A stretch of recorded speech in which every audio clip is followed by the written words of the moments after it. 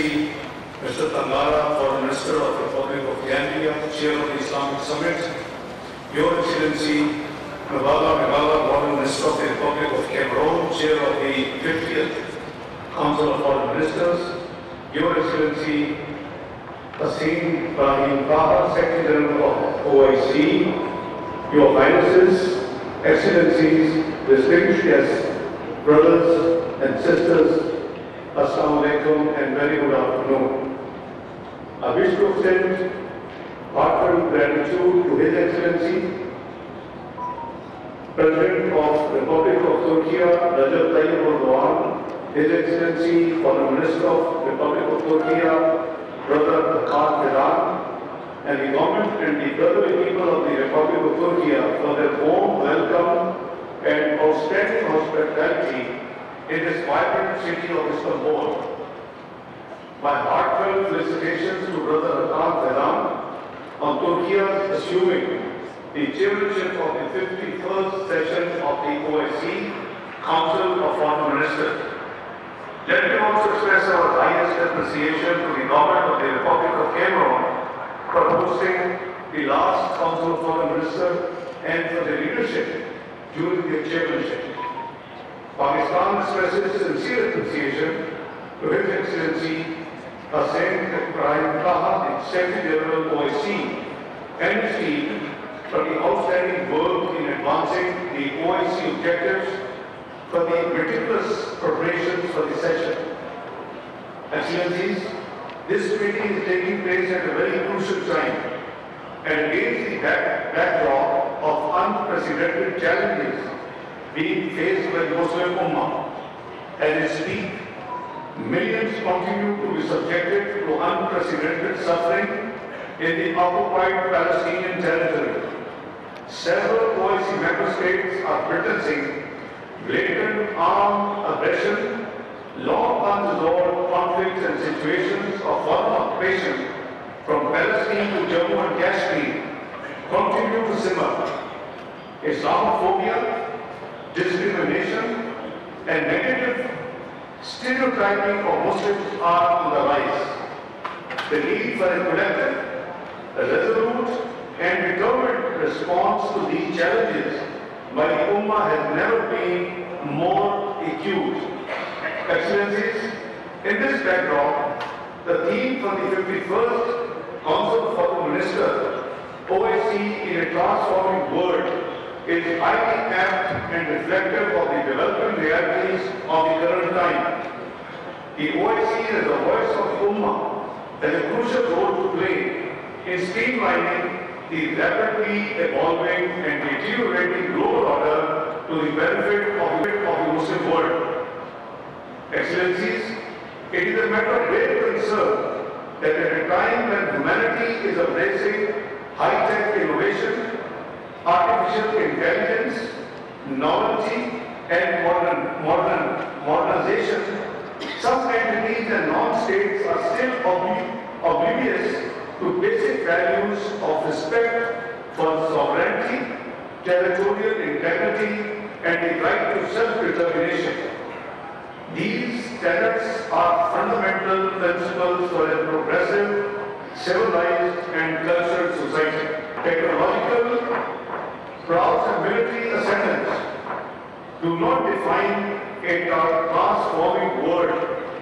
Real transformation lies in global peace, respect for international law, responsibility, accountability, international cooperation, sharing of best practices, climate justice, gender equity, economic progress, sustainable development, and shared prosperity.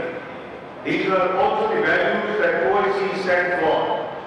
In a truly transformed world, might should not be the right. Intimidation and coercion should not be the rule of the game.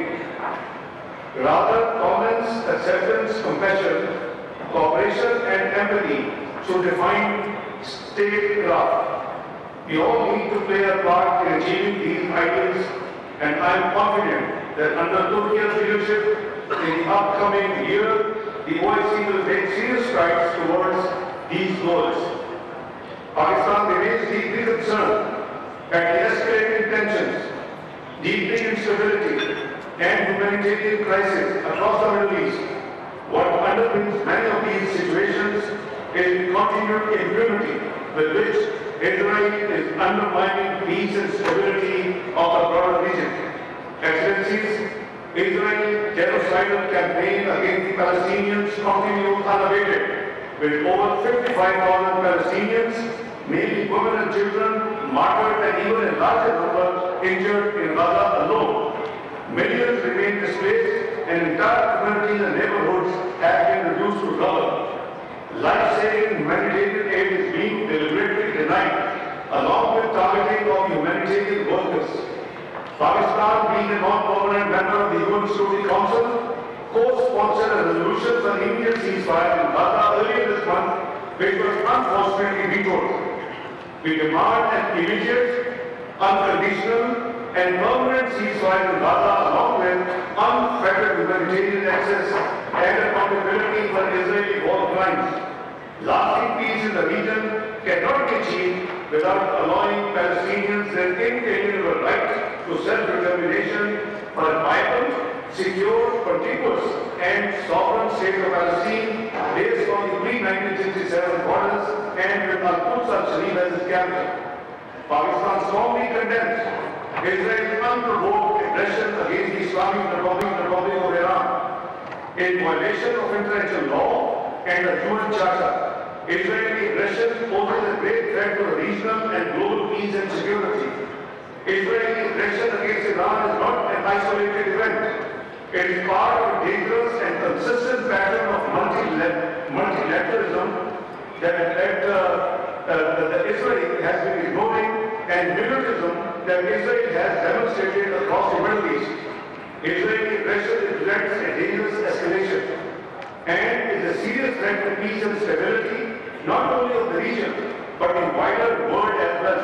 We can all feel the reverberations of this instability. As a non-permanent member of the UN Security Council, at Iran's request, Pakistan fully supported convening an urgent meeting of the UN Security Council last week to discuss Israeli aggression against Iran. We expressed our full support and solidarity with Iran during the meeting. We have also supported various other initiatives on Iran, including a statement by the foreign ministers of a number of Islamic countries and in SCO and in IAEA.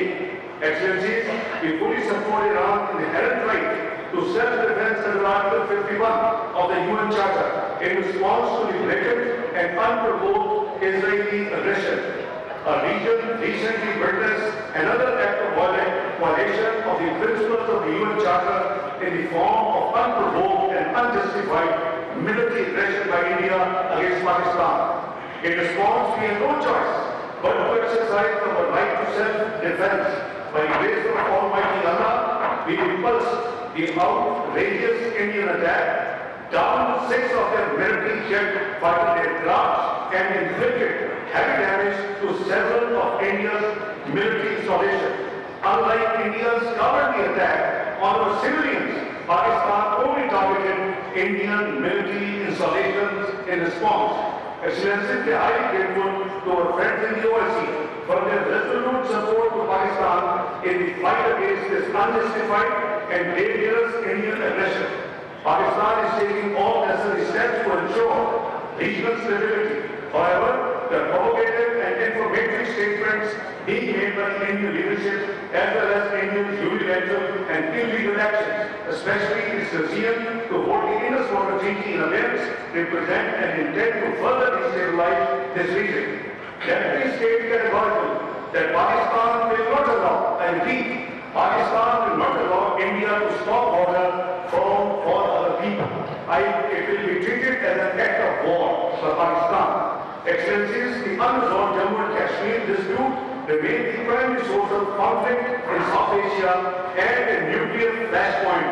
There is an urgent need for renewed and concerted efforts under the UN auspices to secure a just, lasting and peaceful resolution of the dispute in accordance with the relevant UN Security Council resolutions and We appreciate the strong, unwavering and consistent support that the OIC has always afforded to our Kashmiri brothers and sisters.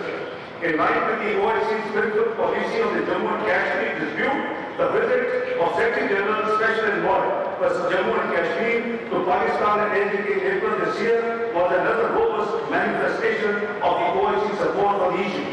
We urge the OIC to once again condemn Indian aggression, implement the OIC action plan on Jammu and Kashmir, and support a just resolution of the Jammu and Kashmir. Excellencies, Pakistan has made immense sacrifices in the fight against terrorism. Despite this, externally sponsored terrorism continues to inflict human as well as material losses to Pakistan. Groups such as TTP and ISILK operate from our neighboring territory with support from foreign hostile agencies, launching cross-border attacks against our people. These attacks are not isolated but part of a systematic campaign of state-enabled terrorism. Excellencies, like in the past, we will take all necessary steps and strong measures to defend our people and territory, and we surely count on the OIC's solidarity and support in this regard. The OIC must call for accountability from the states that sponsor such violence, and the UN sanctions regime must be reformed to ensure fair and effective targeting of all forms of terrorism. Afghanistan remains critical to regional peace.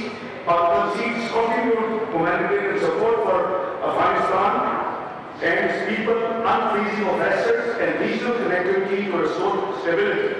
We remain actively engaged with the Afghan government diplomatically and have recently upgraded our diplomatic mission to Kabul to ambassadorial level. We also urge the Afghan government to fulfill its commitments on counter-terrorism and human rights, particularly respect for the rights of women and girls.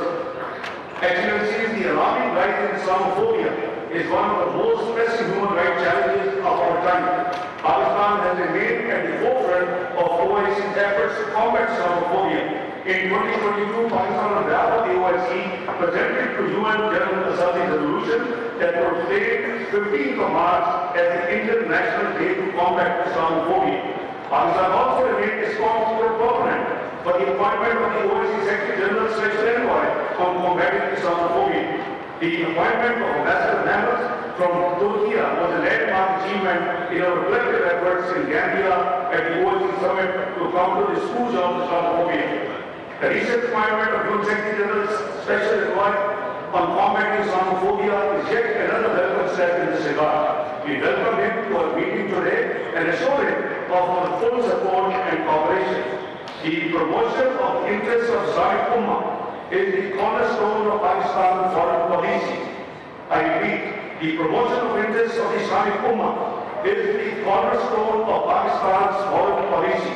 As a non-permanent member of the UN Security Council for the term of 2025 and 2026, Pakistan will continue to seek an enhanced role of the OIC on matters related to international peace and security. As part of these efforts, under Pakistan's presidency of the Security Council next month, we will convene a dedicated briefing to strengthen institutional cooperation between the UN Security Council and the OIC.